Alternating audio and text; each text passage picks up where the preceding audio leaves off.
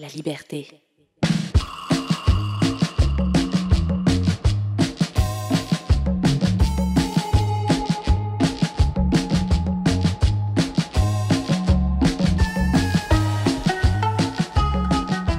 Bienvenue à l'école des possibles, là où l'équité est notre boussole, la diversité notre fierté et l'inclusion notre destination. Dans cette série balado, élèves, parents, enseignants et experts du milieu de l'éducation nous plongent au cœur d'initiatives qui ont transformé l'école en espace plus inclusif, faisant ainsi une différence positive dans la vie de plusieurs jeunes et de leurs familles. Que vous soyez parents, accompagnateurs, éducatrices ou simples citoyens intéressés par l'avenir de l'éducation, cette série offre des outils pratiques et des perspectives remplies d'espoir pour créer des environnements scolaires dans lesquels chaque jeune peut s'épanouir pleinement.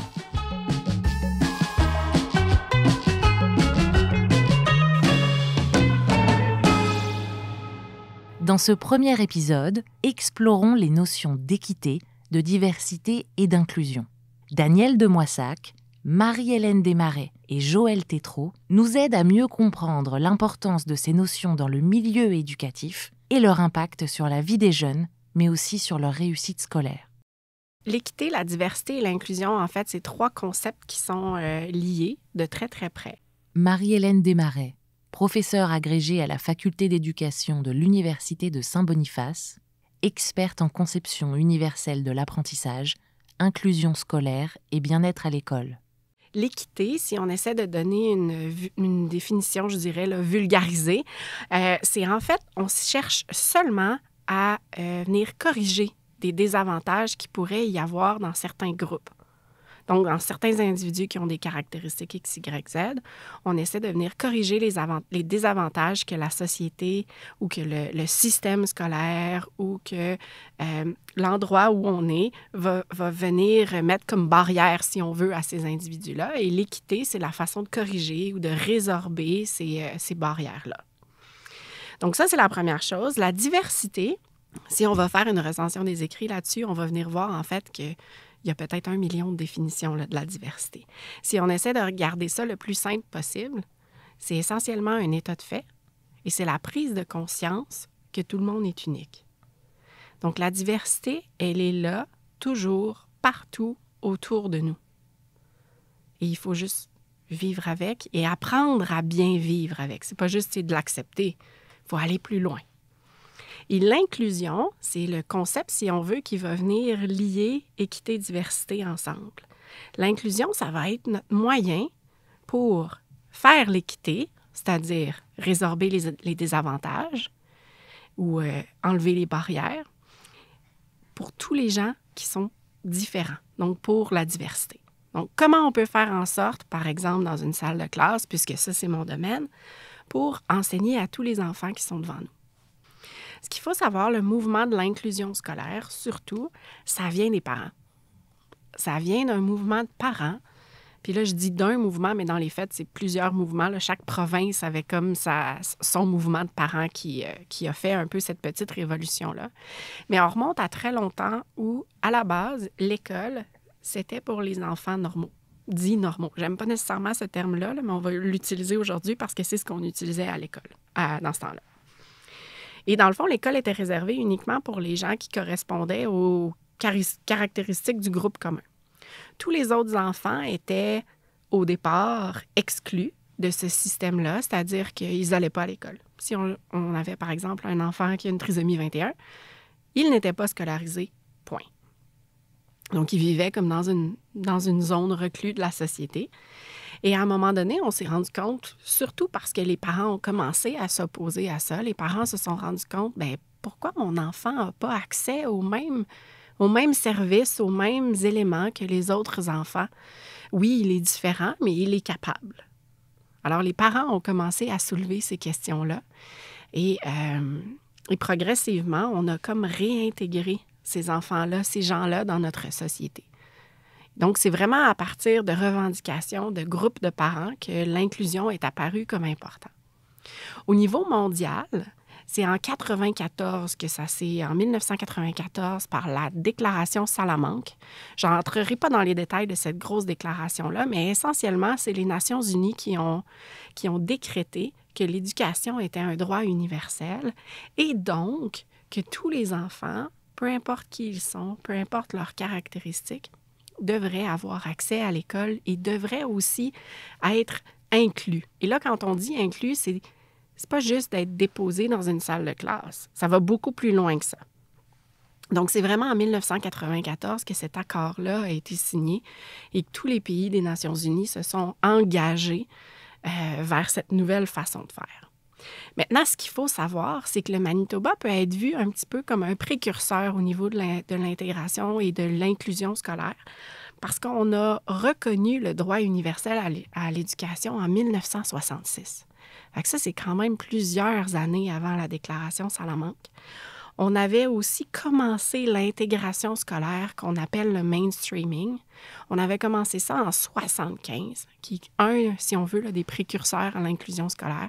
Fait qu'on est encore là, une vingtaine d'années avant la déclaration Salamanque, où nous, on a commencé ici au Manitoba à intégrer en fait les enfants différents dans nos salles de classe. En 90, on a pris un vrai virage vers l'inclusion, par exemple, ici au Manitoba, où là, on a commencé tranquillement, pas vite, à changer nos politiques,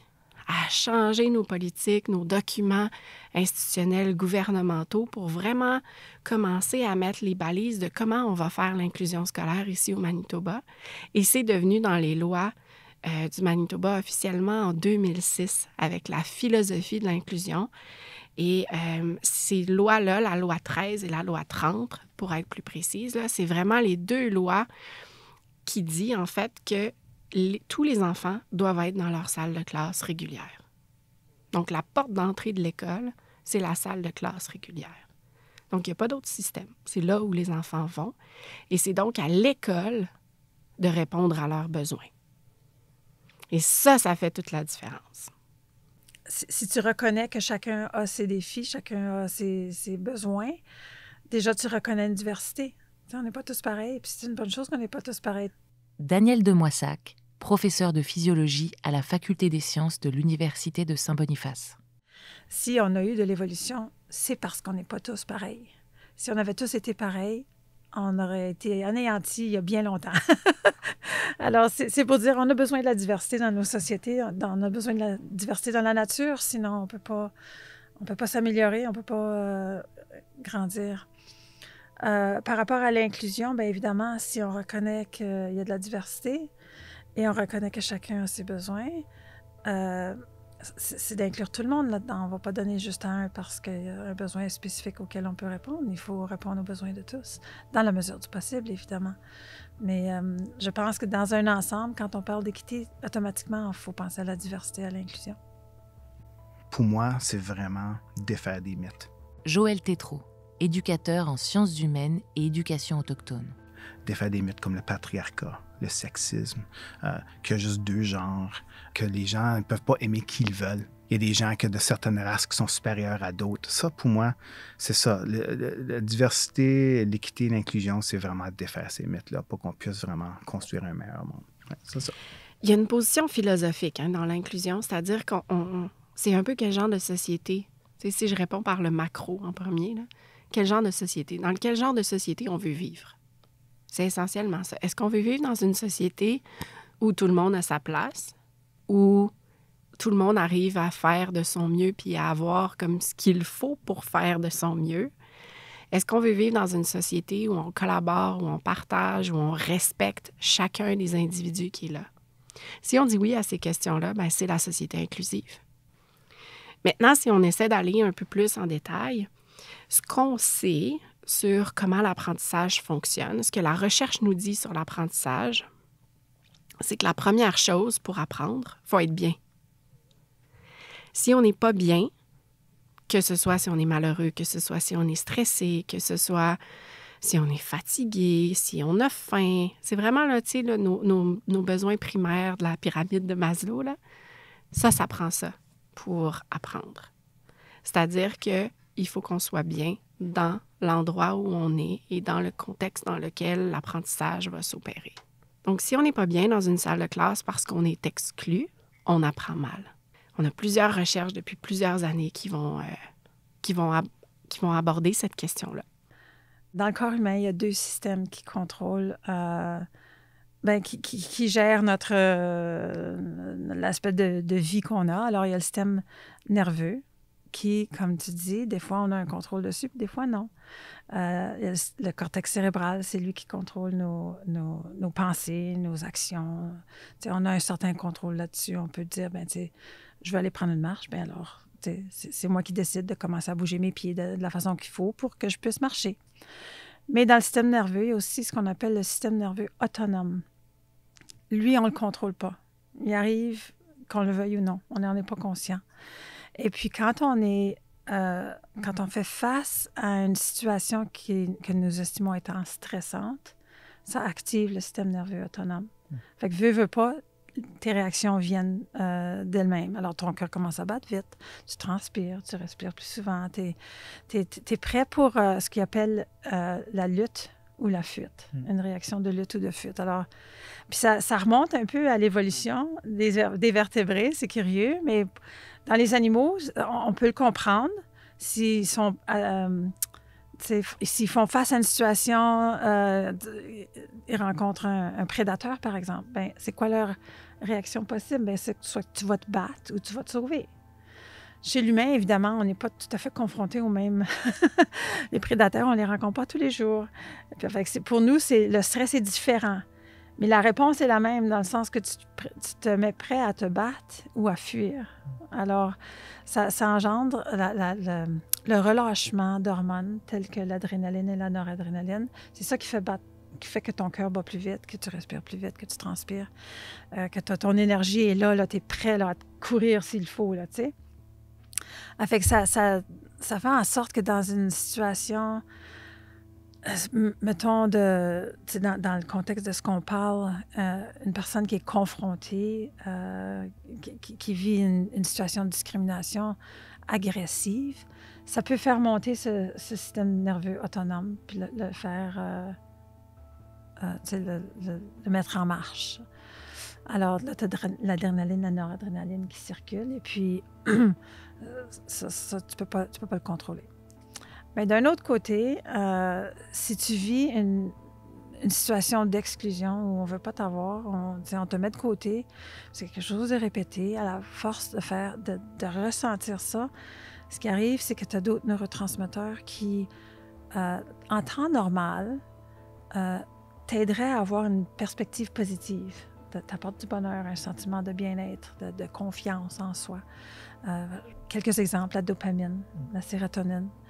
C'est des neurotransmetteurs les neurotransmetteurs, j'aurais peut-être dû le dire. Ce que ça fait, c'est que dans ton système nerveux, la façon que ça fonctionne, c'est que tu as un neurone qui parle à un autre neurone, qui parle à un autre neurone. Et puis, le premier neurone, c'est parce qu'il se rend compte de ce qui se passe dans ton environnement, tant externe qu'interne.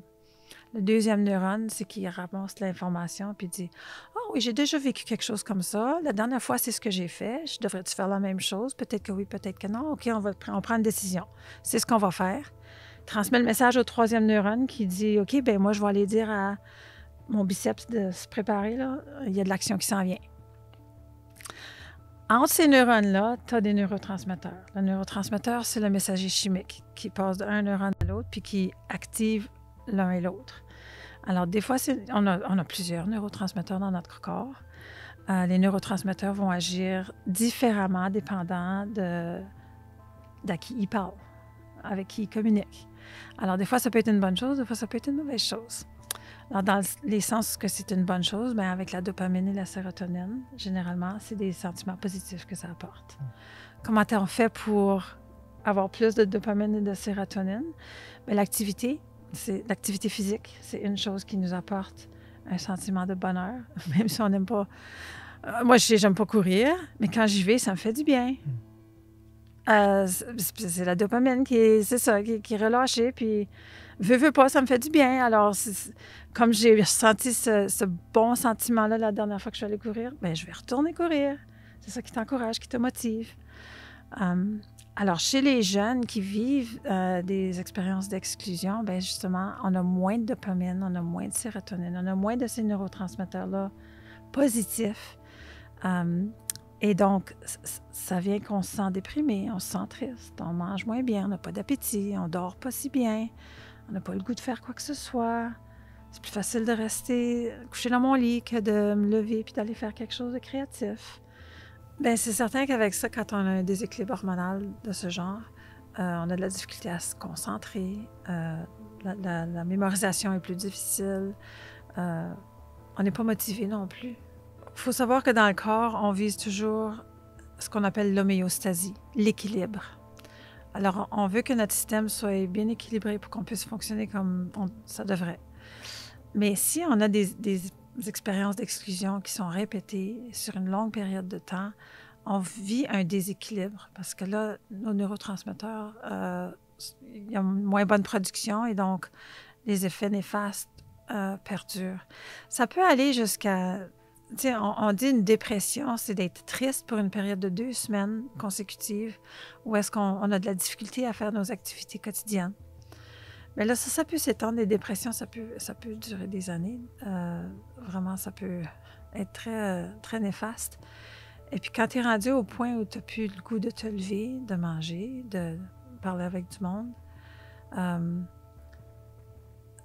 tu sais, je dis pas que ça va le faire, mais ça peut provoquer des pensées suicidaires. Ça peut provoquer un isolement total qui peut prendre des années à reprendre, tu sais, à se remettre de ça. C'est vraiment... C'est pas une situation facile à vivre. Alors, d'être assis à l'école, quand ça ne nous tente pas vraiment et puis on se sent pas bien, on va pas mettre l'effort qu'il faut, on va pas porter attention. En fait, d'apprentissage, c'est pas la meilleure des situations. Ça me fait comprendre au niveau biologique pourquoi il y a beaucoup d'élèves qui ne se sentent pas à l'aise ou se sentent pas en sécurité au sein de la salle de classe. On a fait beaucoup de travail dans la division scolaire Louis Riel à sonder les élèves autochtones dans les écoles. Puis la grande majorité, je dirais 98 99 de ces élèves-là ont dit qu'ils ne se sentent pas en sécurité dans le contexte scolaire. Et je pense quand on parle d'exclusion, où on parle de manque de perspective autochtone, manque de diversité au sein du corps professoral, je pense que ça l'explique beaucoup pourquoi les résultats des élèves autochtones en général sont à 30 à 35 de moins que les élèves non autochtones. Alors, souvent, le système scolaire a réagi en disant le problème, c'est les étudiants autochtones. Ils ne peuvent pas s'adapter au système scolaire moderne ou quoi que ce soit. Puis, mais vraiment, puis il le confirme par des sondages, par des entrevues. Je pense que la grande raison, c'est qu'ils ne se sentent pas en sécurité parce qu'on n'a pas de diversité de points de vue dans les salles de classe. On a enseigné une façon de voir les choses économiquement, politiquement et socialement. La colonisation, c'est la civilisation. Alors, ils se voient exclus de ces points de vue-là. Alors, ça l'explique très bien. Alors, tu sais, pour moi, comme on revient au point dans le contexte scolaire, c'est que si on n'expose pas à tous les jeunes différentes perspectives, différentes façons de voir le monde, différentes façons d'organiser des sociétés, ils vont se voir exclus de ces conversations-là, puis ils ne peuvent pas se sentir à l'aise.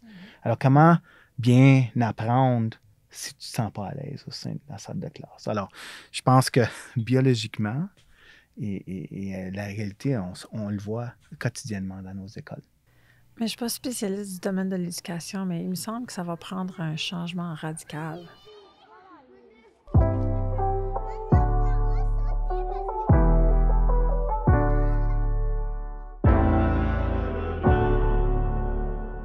Pour faire l'inclusion, il y a des choses très précises comme des choses un petit peu plus larges. Il faut s'assurer, par exemple, que l'école est accessible. Est-ce que tous les élèves peuvent entrer par la grande porte? Ça a l'air un peu nono comme exemple, là, mais ça, là, c'est ton premier contact avec l'école. Fait que si tu ne peux pas rentrer par la même porte, on a un défi. Donc, l'accessibilité, première chose à à venir régler.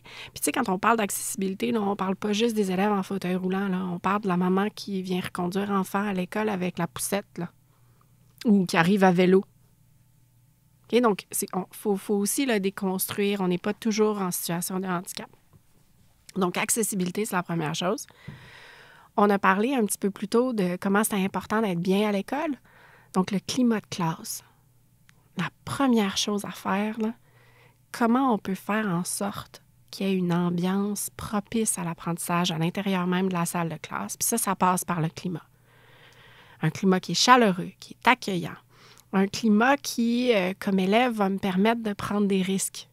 C'est-à-dire de poser une question sans avoir peur qu'on va rire de moi. De poser une question sans avoir peur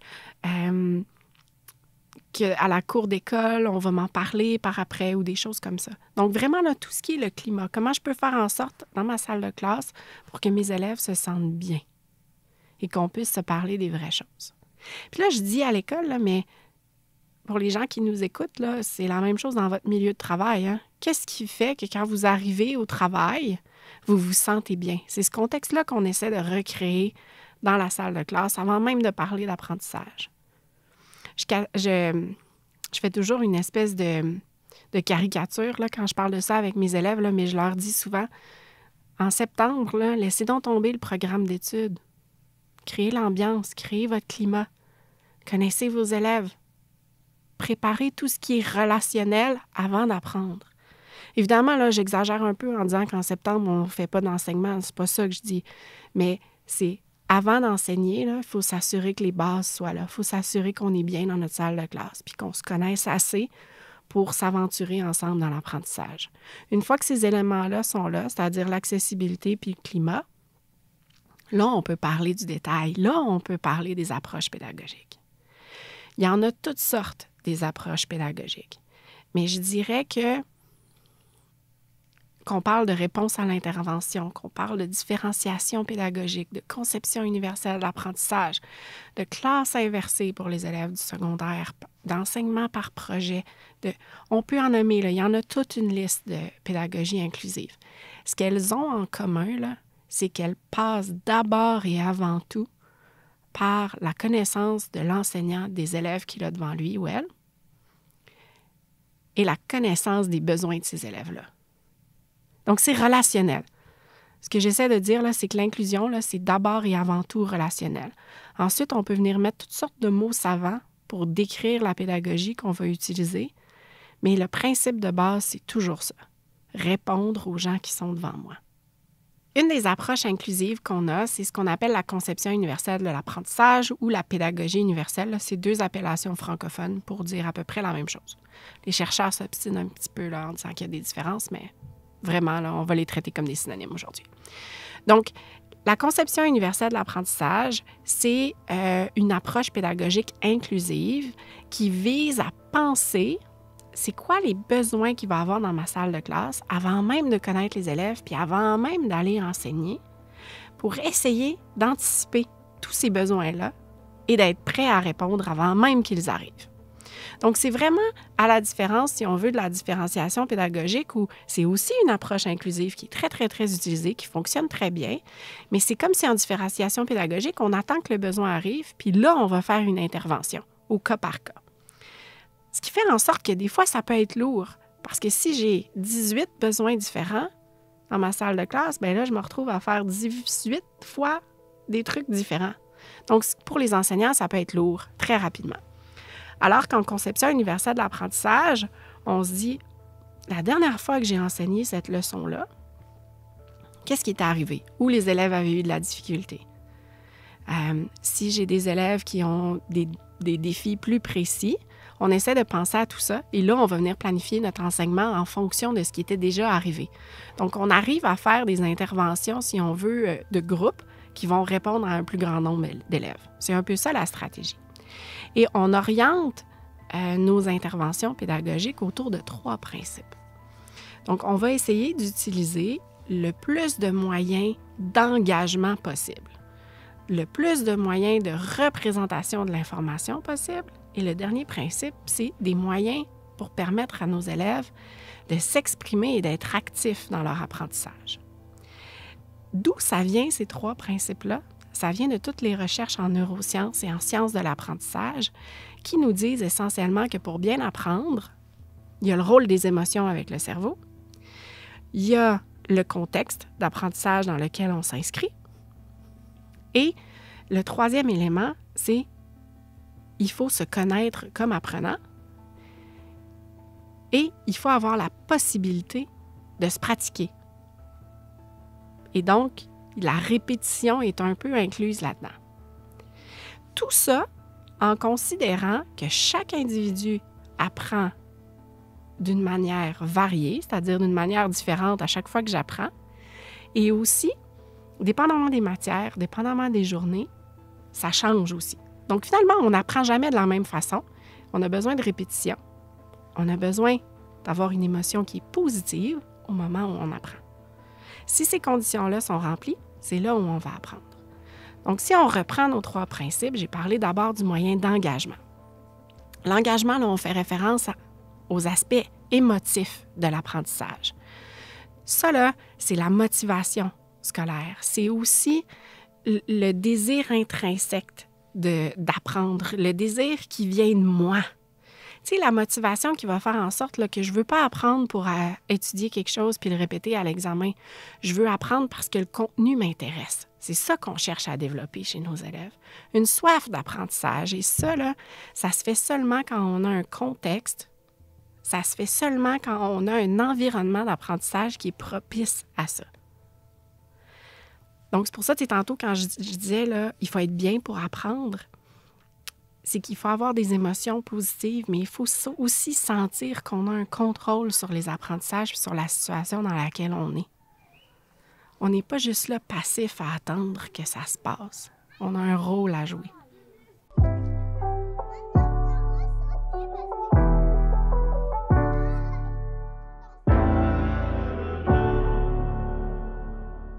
Ce qu'il faut voir aussi avec l'inclusion, c'est que c'est encore récent, hein? On parle de 94. Ça veut dire qu'on a plusieurs enseignants, puis ici, là, 2006 dans la loi.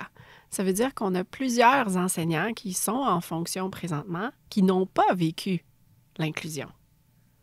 Et qui n'ont pas vécu, parce que quand on parle de la décolonisation, par exemple, ça, c'est un concept qui est encore beaucoup plus récent.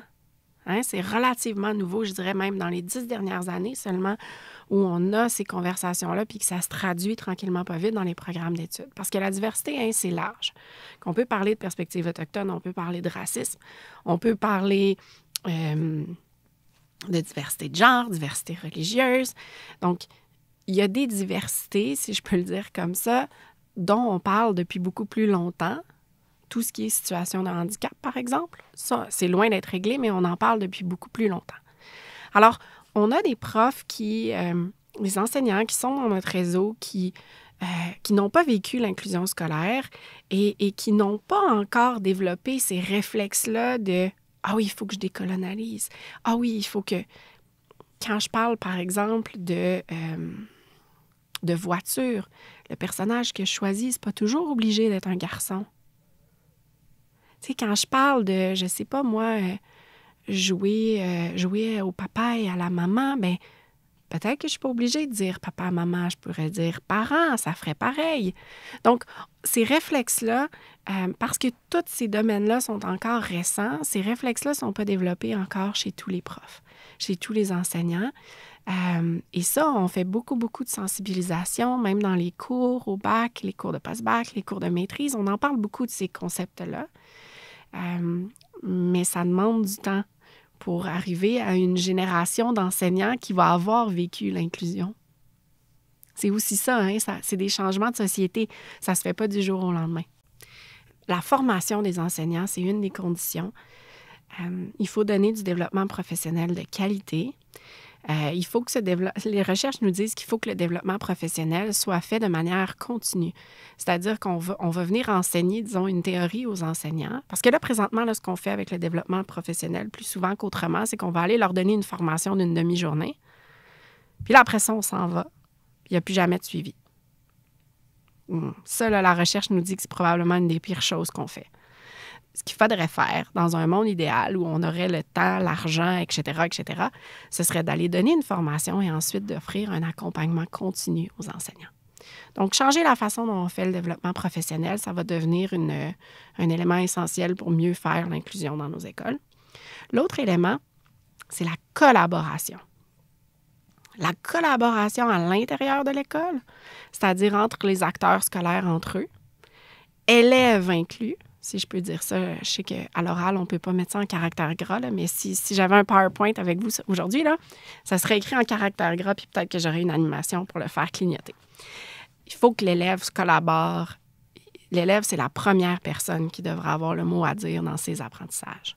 Donc, avec l'élève, mais aussi à l'extérieur de l'école. Pas hésiter à aller chercher des services communautaires, les parents. Donc, vraiment, là, la collaboration de tous les acteurs impliqués, ça, c'est une des conditions favorables à l'inclusion scolaire. Il n'y a aucun doute à ça. Puis, je pense qu'il faut que les enseignants, les éducateurs soient conscients que la façon qu'ils enseignent et les stratégies pédagogiques qu'ils utilisent en ce moment, pour plusieurs élèves, ça ne fonctionne pas. Puis ils ne se sentent pas à l'aise dans la salle de classe. Alors... Oui, mais le rôle des éducateurs, là, c'est... Surtout quand on parle de diversité, c'est pas un rôle qui est facile. Parce que c'est à deux niveaux. Il y a un rôle professionnel, c'est-à-dire où on s'attend à ce que tu sois créatif, à ce que tu collabores, à ce que tu sois à l'écoute et à ce que tu sois compétent. À ce que tu te développes au niveau professionnel, que tu continues de chercher des occasions pour te professionnaliser, pour en apprendre davantage sur les élèves que tu as devant toi chaque jour. Donc ça, c'est tout le côté professionnel. L'autre élément, c'est tout ce qui est personnel. Quand on est un éducateur, là, c'est pas vrai que du lundi au vendredi, on est éducateur. On l'est du lundi, en fait, au dimanche, 24 heures sur 24. Alors, il y a toute une espèce de curiosité intellectuelle, une espèce de désir de mieux comprendre l'autre, un désir aussi d'essayer de vouloir être meilleur, qui ça fait partie, si on veut, d'être un éducateur, mais c'est pas quelque chose qui... C'est comme un espèce de travail constant sur toi-même que tu dois faire quand tu es éducateur, parce que ça évolue. Parce que c'est aussi d'être conscient de qui tu es, de ce qui te dérange, toi, comme humain. Pour faire attention, justement, que quand tu es déclenché par un petit quelque chose qui te dérange, toi, comme humain, que tu sois quand même capable d'intervenir comme un éducateur. Alors, c'est pas un... Il y en a beaucoup qui vont dire, tu sais, que le travail d'enseignant, c'est pas un travail, que c'est une vocation. Je pense qu'ils font appel à cette espèce de rôle-là qui est beaucoup plus personnel. Je pense une des plus grandes choses pour un éducateur, je pense, c'est... Puis on parle du concept de positionnalité. Alors, c'est voir... il y a l'intersectionnalité. Alors, voir, c'est ton identité. Alors, c'est quoi ton genre? C'est quoi ta race? C'est quoi ton orientation sexuelle? Comment tu t'identifies comme personne, c'est quoi ta religion, etc., etc. Il faut être conscient de toute notre facette de notre identité et savoir que ça va avoir un impact sur la façon qu'on enseigne. Ça va avoir un impact sur qu'est-ce qu'on choisit d'enseigner ou ignorer. Parce que souvent, le plus grand fléau, je pense, dans le système d'éducation, c'est pas ce qu'on enseigne, mais ce qu'on n'enseigne pas. En cause de soit nos biais inconscients, soit que le système d'éducation nous a formés d'une certaine façon, mais la positionnalité, puis aussi la réaction des élèves, veut pas, ils vont réagir à qui tu es comme personne, à ton identité, la couleur de ta peau, la façon que tu te présentes. Alors, il faut qu'un enseignant, une enseignante, un éducateur, éducatrice soit conscient de sa propre positionnalité, puis celle de ses élèves aussi. Alors, ça prend, moi je dirais, à place de commencer tout de suite dans la matière, là, les premières 2 semaines d'école, c'est vraiment venir à connaître chacun de ses élèves et aussi, comme enseignant, avoir la vulnérabilité puis vraiment être ouvert à ses élèves. On va retourner à ce qu'on a parlé tout à l'heure, une homéostasie générale. Oui, un équilibre, tout à fait. Puis ça, je pense que c'est ça que ça fait, la diversité, l'éducation de diversité, équité, inclusion. ça cherche à créer une homéostasie chez les humains, mais chez nos élèves et ainsi de suite. Alors, c'est ça, c'est créer un équilibre. L'autre chose que je dirais, c'est qu'il faut s'informer, il faut s'éduquer sur les différentes perspectives. Il faut s'éduquer sur les impacts de, par exemple, l'esclavage en Amérique du Nord, sur l'économie canadienne puis américaine. Être informé sur l'immigration, puis quel est l'impact sur les sociétés. Cette idée d'hospitalité, comment on peut être un meilleur hôte quand on accueille les gens, c'est quoi les valeurs qu'on devrait démontrer. Alors, ça, c'est toutes des choses que je pense que les éducateurs et éducatrices devraient prendre en considération. Bâtir une relation, se connaître soi-même comme personne, puis être vulnérable devant ses élèves. Puis je pense que si tu fais ça, tu vas être beaucoup plus ouvert à la diversité, l'équité et l'inclusion.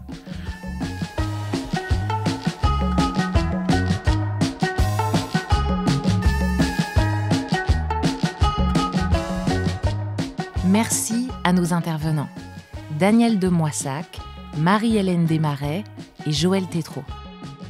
À l'école des possibles est une série balado produite par La Liberté et rendue possible grâce au soutien financier de la Winnipeg Foundation.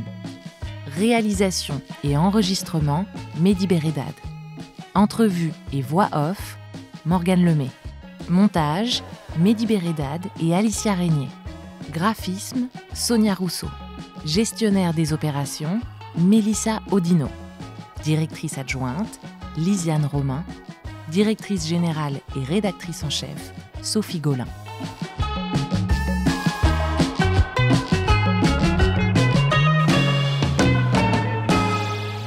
Merci à nos partenaires, l'Université de Saint-Boniface, la Division scolaire franco-manitobaine, la Division scolaire Louis Riel, le Bureau de l'éducation française du Manitoba et les éducatrices et éducateurs francophones du Manitoba. Retrouvez tous les épisodes de l'École des possibles ainsi que d'autres ressources éducatives sur la-liberté.ca. Écrivez-nous, partagez vos commentaires et n'hésitez surtout pas à mettre 5 étoiles sur votre plateforme d'écoute préférée.